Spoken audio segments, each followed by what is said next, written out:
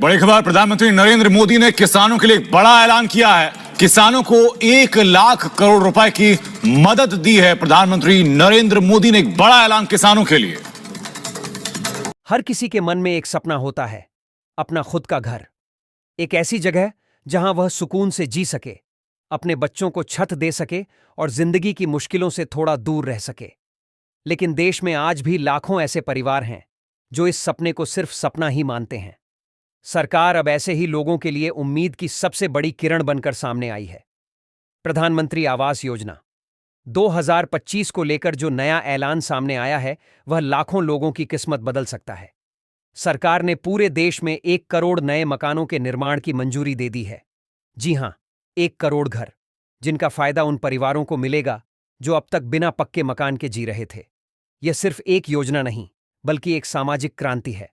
हर गरीब को छत देना अब सिर्फ वादा नहीं, एक मिशन बन चुका है। मोदी सरकार ने इस बार जिस पैमाने पर इस योजना को आगे बढ़ाने का फैसला लिया है, वह पहले कभी नहीं देखा गया। नई घोषणा के तहत अब जिन लोगों का नाम पहले की लिस्ट में नहीं आया था, उन्हें फिर से मौका दिया जा रहा है। सरकार ने साफ कहा है कि किसी भी पात्र व्यक्ति को अब वंचित नहीं रखा जाएगा। नई सर्वे टीमों को हर राज्य, हर जिले और हर गांव में भेजा गया है, ताकि वह जमीनी स्तर पर जाकर घर घर जानकारी इकट्ठा करें। बहुत से लोग ऐसे हैं जिन्होंने 3-4 साल पहले आवेदन किया था। कुछ ने फॉर्म भरा, कुछ ने प्रधान को दिया, तो कुछ ने ब्लॉक ऑफिस में घंटों लाइन लगाई, लेकिन जवाब नहीं आया। अब ऐसे सभी पुराने मामलों को फिर से खोला जा रहा है। पुराने आवेदकों को कॉल जा रहे हैं, टीम उनके घर जाकर जांच कर रही है। इस बार की योजना में कई बड़े सुधार किए गए हैं। सबसे पहली बात, आवेदन की प्रक्रिया अब पूरी तरह से डिजिटल कर दी गई है। कोई लाइन नहीं, कोई रिश्वत नहीं, कोई दलाल नहीं। आप अपने मोबाइल से ही ऑनलाइन आवेदन कर सकते हैं।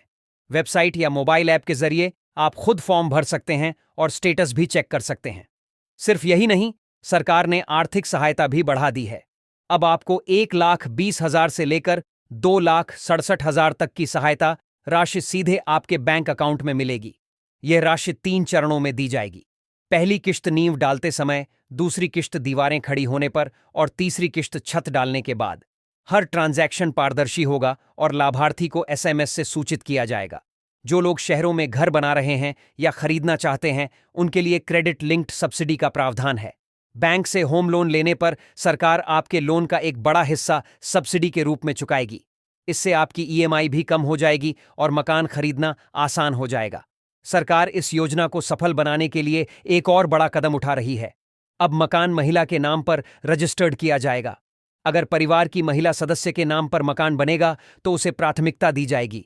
यह महिलाओं को सशक्त करने की दिशा में एक बहुत ही साहसिक कदम है। निर्माण की गति को लेकर भी सरकार ने सख्ती दिखाई है। अब मकान निर्माण का कार्य 6 महीने के भीतर पूरा करना होगा। ठेकेदारों और एजेंसियों को स्पष्ट निर्देश दिए गए हैं। देरी हुई तो कार्यवाही तय है। हर जिले में एक निगरानी टीम बनाई गई है, जो हर निर्माण की जांच करेगी।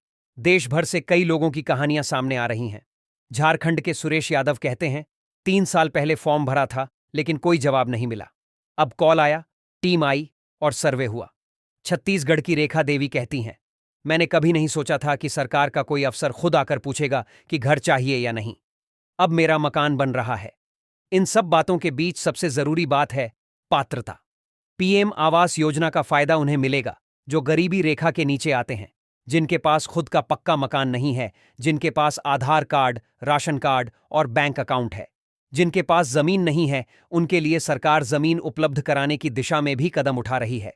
तो अगर आपने पहले आवेदन किया था और आपको कोई जवाब नहीं मिला, या आपने अब तक आवेदन ही नहीं किया है, तो यह मौका आपके लिए है। अब वक्त है जागने का, आगे बढ़ने का, क्योंकि इस बार सरकार का इरादा साफ है। हर गरीब के सिर पर पक्की छत होनी चाहिए। प्रधानमंत्री आवास योजना अब सिर्फ एक सरकारी स्कीम नहीं, यह लोगों के सपनों की गारंटी बन चुकी है। एक ऐसी योजना जो सम्मान देती है, स्थायित्व देती है और आत्मनिर्भरता की राह पर ले जाती है। वीडियो को ज्यादा से ज्यादा लोगों तक शेयर कीजिए, ताकि वह सभी लोग जो आज भी किराए के मकान में जी रहे हैं, उन्हें यह खबर मिल सके, क्योंकि अब सरकार कह रही है, हर गरीब का सपना अब होगा पूरा।